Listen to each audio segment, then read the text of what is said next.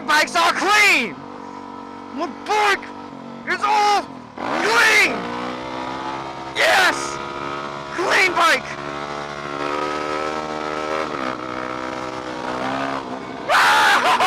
So while I'm out here, I figured I'd make a video that used to be requested from me a lot, but I never hardly get the request for it anymore. I think mainly just because I don't do it a lot in videos anymore, and that was how to back it in. And the reason I haven't been doing a lot is my tires are getting a little worn, and I need to buy a new set, and I don't have the confidence in them that I used to have. But people would ask me, how do you back it in? I don't know, you just do it.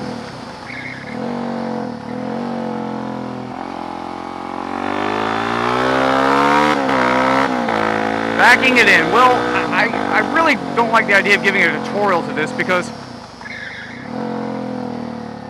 if you go about it like trying to watch a video to learn to back it in and then you try to go out and apply that, it can be sketchy.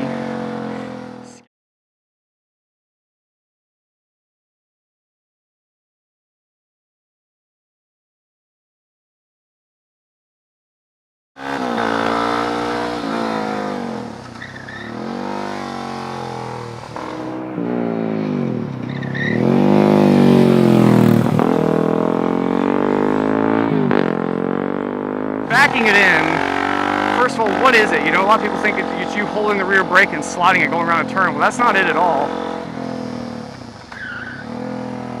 What backing it in is not locking the rear tire, it's actually just making it spin slower than you're going. And you do that by using engine braking. You don't want to completely stop it. You don't want to lock it because that's not really going to help you properly. What you actually want to do is just get the rear tire spinning slower than the front tire. If that makes sense, as you're entering into the turn. And I'm not doing it all super pro. I mean, like pros actually carry it into the turn, you know. I'm just kind of doing it coming in under braking. What you want to do is get heavy on the front. I didn't really do it very good right there. Kind of lost it. Anyway, you get heavy on the front brake at the same time that you're downshifting sort of aggressively on the rear, and you actually lighten up the rear a lot, which will really help with the process.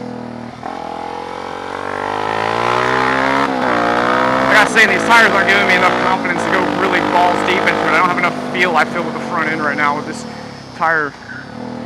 Kind of, yeah, right there, kind of fucked up again.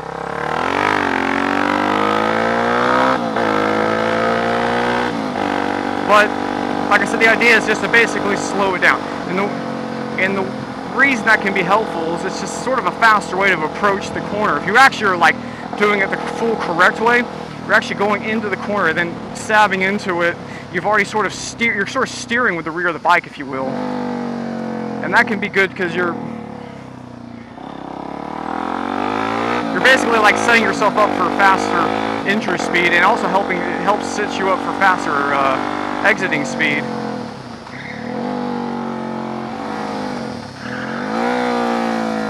So heavy front braking that lightens the rear end, followed with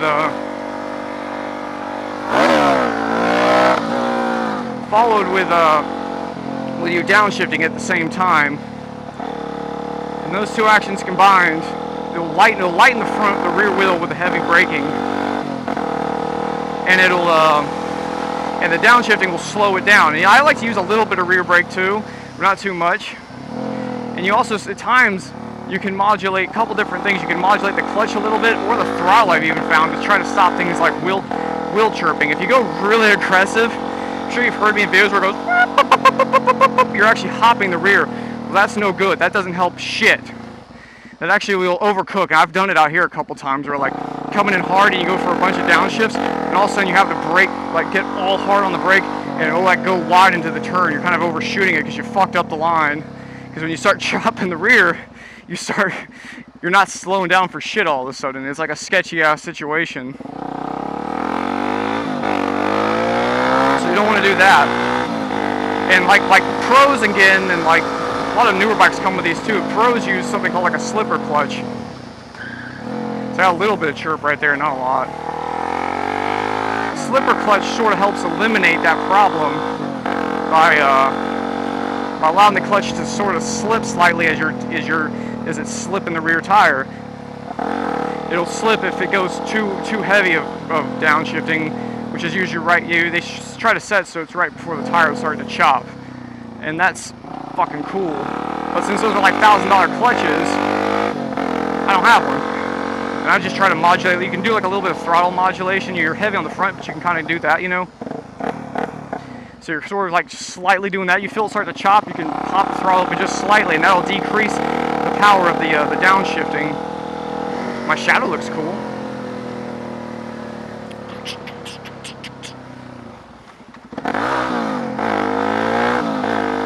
What am I doing? I don't know. But since you don't have a slipper clutch, you can use throttle. You can use a little bit of actual brake at times. You can just sort of feather the clutch a bit, but that can be all really tricky.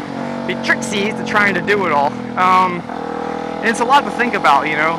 If you really think about the concept of going heavy on the front brake and downshifting so hard to step the rear end out, you know, that sounds sketchy. You know, that doesn't sound like, especially if you're just learning to ride, like that's like recipe for a high side right there, or a low side, but you'd rather have the low side, believe me.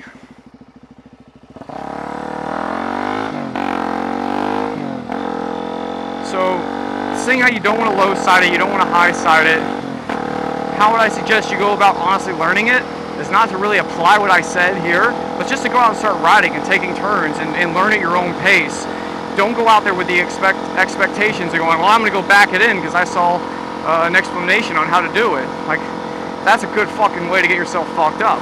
What I've found is if you start riding aggressively, it'll start happening on its own. Like if you get out on a twisty roads or a track, you'll start doing it naturally. Especially when you start braking late. Like when you start getting into like hard late braking, that's when you start backing out. It comes naturally. I remember the first time I ever did not like I was a little chirp out. Like I was coming in, I'd gotten to the point where I could come into turns and get a little like, you know, as I came into the turns. But I had never gotten these slides, and I was chasing down one of my buddies, the guy who, Chris, who rides the Hypermoto. I was chasing him down, and I'll never forget, because he looked back at me like, what the fuck, like mid-turn, because he was like a good gap in front of me. I was trying to reel him back in under braking. I came into that turn like way hot, like braking, like so hard braking, like it sort of scares the shit out of you, you know? And when I came up to that turn, I remember just threw down a bunch of downshifts like real late and was hard on the front brake, and it just came the fuck out. Like, holy shit, this is badass. I remember thinking, like mid-turn, it was like a nice, like long slide coming up to him. And it's like, you can imagine, his bike is here, mine's here, and I'm coming up like this, like onto him super fast on the outside. I remember him looking like over his shoulder like that, like, holy shit. Looking back at me, because he heard the, he said he thought I was about to wreck into him. And I'm just going, hold your line, because I'm fucking coming. And I had so much speed, I ended up, like, I think, caressing around him on the outside as we came out of that turn. Sort of sketchy, because it was on the other side of the line, but it was sort of my fuck up for coming in with so much more speed, but I didn't know I could do that. I didn't know how to do that, and it just sort of happened. So that would be my suggestion on how to back it in. It's just, you know, not to really do what I just said and explain the last few minutes. Consider that a fucking waste of time and blow it out of your memory. Just go learn to ride, and it should come to you.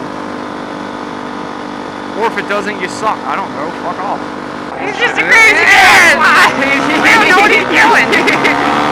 Oh god, this is cool!